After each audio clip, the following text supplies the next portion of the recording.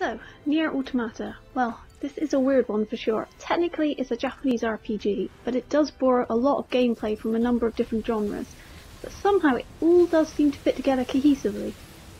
There was a lot of hype for this game, and for me, despite the clear quality of the game overall, it just doesn't quite live up to it.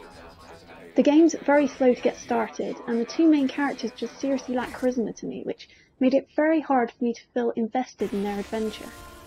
Of course, there is a plot reason for this. The main characters are androids, produced battle machines in an overrun post-apocalyptic world, which does explain their lack of personality and emotion, but that doesn't change the issue of the lack of investment in their struggles throughout the game.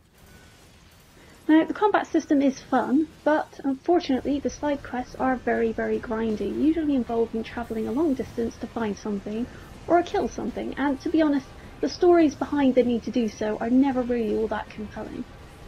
Overall, the first half of the game just felt very empty to me and just felt like nothing much was actually getting done.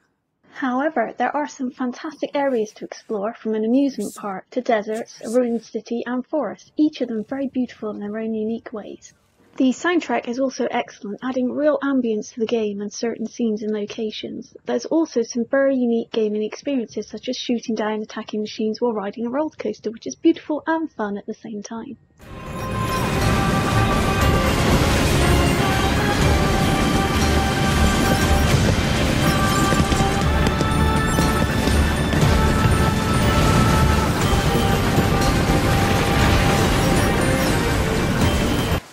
You also can't fault the replay value. In fact, you'll need to complete it at least 4 times to reach the main ending. The downside of that is that while the third playthrough has a unique campaign introducing new areas, the second doesn't, and just has you play the first campaign again through a different character, most of which is the same as the first one.